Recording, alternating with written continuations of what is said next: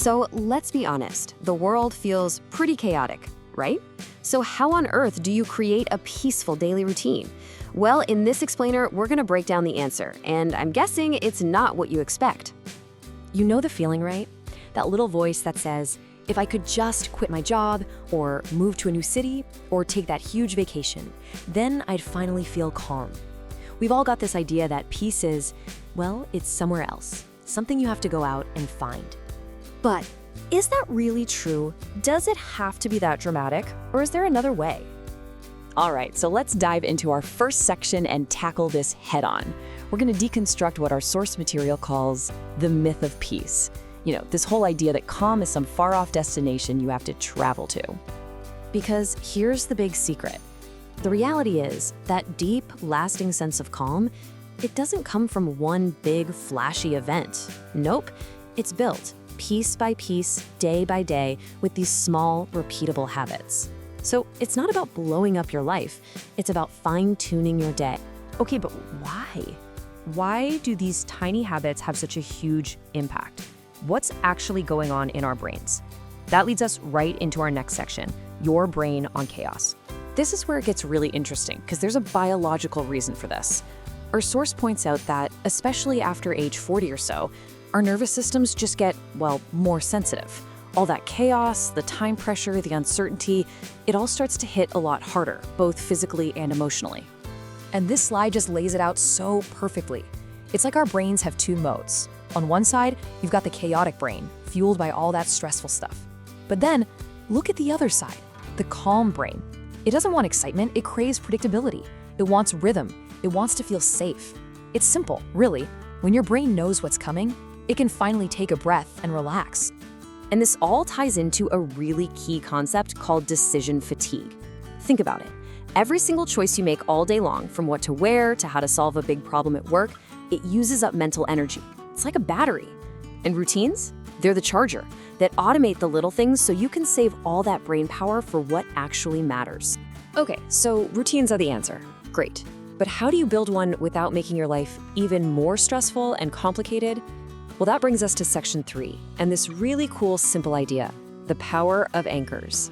And let me just get this out of the way right now. This is not about creating some crazy, rigid, minute-by-minute schedule. It's not about adding more things to do. It's actually the complete opposite. It's about simplifying, about being intentional, and just choosing a few key moments to hang your hat on during the day. So, what do these anchor moments look like? Well, here are 3 fantastic examples. First, just trying to wake up around the same time every day. That helps set your body's internal clock. Second, regular meal times. This is huge for stabilizing your energy and your mood. And third, and I love this one, just short pauses between activities. Seriously, even just 60 seconds of quiet can make a difference. They sound so simple, but they're incredibly powerful. But here's the real magic. It's the message these little anchors are sending to your brain. Every time you do one, you're basically telling your nervous system, hey, I got this. Things are predictable. Things are stable. I am in control. And that feeling of control, that is the perfect medicine for a mind that feels chaotic. But this isn't just a feeling. It goes way deeper. There are actual physical, chemical changes happening in your body. So let's check out what our source calls the chemical reaction of calm. Take a look at this. It's all about cortisol. That's your body's main stress hormone. When your day is just one chaotic thing after another, your cortisol levels can get stuck on high, which is why you feel so frazzled and on edge. But when you bring in those simple routines, just like you see on the right, those levels start to come down. And that brings your whole system back into balance. So, what does that actually feel like in real life? Well, the benefits of lower cortisol are pretty much everything we're after. We're talking less irritability, less of that constant low-level anxiety, and just being better at managing your mood. You're not so easily thrown off by whatever the day throws at you. All right, I know what you're thinking. This all sounds great, but where in the world do I start? And that is the most important question, which is why our final section makes it incredibly simple. It's called Start with Just One. Yep, that's it. Just one. That's the whole secret. We're not talking about a massive life change. We're not talking about a 10-step morning routine you saw online. Just to pick one single anchor habit, and put all your focus just on that. So I'm gonna leave you with a question to think about, just for you. Right now in your life, What is the one anchor that could calm your day?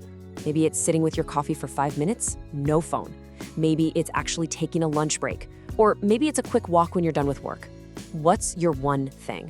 Because it turns out, peace isn't some destination you have to find. It's a rhythm you create for yourself, one small anchor at a time.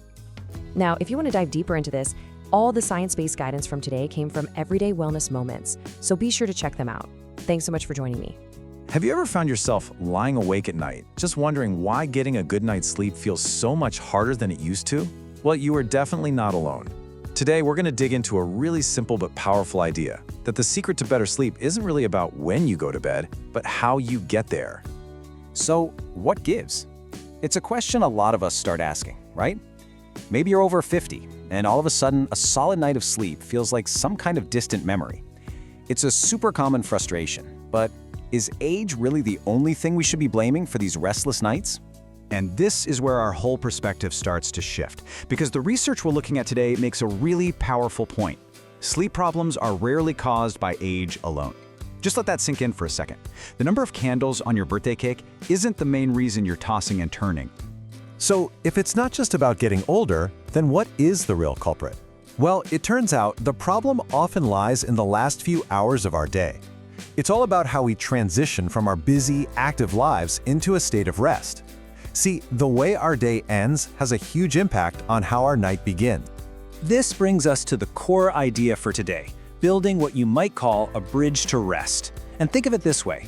Your brain and your nervous system, they can't just leap from the stress and chaos of the day straight into deep sleep. Nope, they need a transition.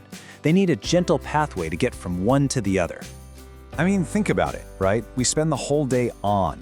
We're solving problems, we're answering emails, we're running around. Our nervous system just doesn't have an instant off switch. It needs some really clear signals and a little bit of time to start that process of powering down for the night. And that, right there, is exactly what an evening routine is for. It's so much more than just brushing your teeth. It's a functional bridge, a series of intentional actions that literally guide your body and your mind from the buzz of the day to the deep, restorative rest you really need. So here's what's actually happening under the hood. During the day, we're running on our active, sympathetic nervous system. That's our fight or flight mode. The goal for the evening is to shift over to our resting parasympathetic state, the rest and digest mode. An evening routine's entire job is to help your body make that shift. And here's the thing. As we get older, our ability to make that switch can get a little less efficient, which makes this whole intentional transition thing even more critical. So what's the payoff for building this bridge? Oh, it's big. We are talking about way more than just feeling less tired. When you consistently practice a wind-down routine, it can lead to genuinely deeper sleep, much better control over your emotions, and you guessed it, a noticeably better mood the next day. But without that bridge, it's really easy to get stuck in a negative loop. When we don't get that quality rest, we become way more emotionally reactive. Those small frustrations suddenly feel like huge crises. Our sensitivity to stress just shoots through the roof, and that creates a vicious cycle. A bad night's sleep leads to a more stressful day, which then makes it even harder to sleep. Okay, so we know the why. Now let's get to the good stuff, the how. How do we actually start building this bridge to rest? Well, the great news is that it's not about complicated or expensive habits. It's really all about sending simple, clear signals to your brain that it's time to wind down. Here are 4 incredibly simple and effective ways to do that. First, dim the lights. Bright light is basically telling your brain, hey, it's daytime, so start lowering the lights an hour or so before bed. Second, practice slow breathing. Just a few minutes of slow, deep breaths can have a direct calming effect on your nervous system. Third, do some gentle stretching. This helps release all that physical tension we carry around in our bodies from the day. And finally, and this is a big one, avoid emotional stimulation. That means no stressful news, no intense arguments, and maybe step away from that cliffhanger TV show right before you try to sleep. Now, these aren't just random, relaxing activities. Each one of them is a direct signal to your body. They actively help to power down that fight or flight nervous system, basically telling your body, hey, it's safe now. You can relax and shift into that restful state. All right, we've covered some great practical tips, but it all really comes down to one core principle. Seriously, if you take away just one thing from all of this, let it be this next part. This is the golden rule for success. And there it is. We can all stop stressing about hitting a perfect 10 p.m. bedtime. What truly matters is the consistency of the routine itself. That predictable sequence of calming actions is a much more powerful signal to your brain than whatever time is on the clock. It's the ritual that counts. So that leaves us with one final practical question, because this isn't just about learning something new. It's about actually doing it. So think back to those simple steps: dimming the lights, slow breathing, gentle stretching. What's one small thing you can add to your own bridge to rest, starting tonight? The insights we've been talking through today were inspired by the newsletter Everyday Wellness Moments. If you're looking for more calm, science-backed tips just like these, it is a fantastic resource to check out.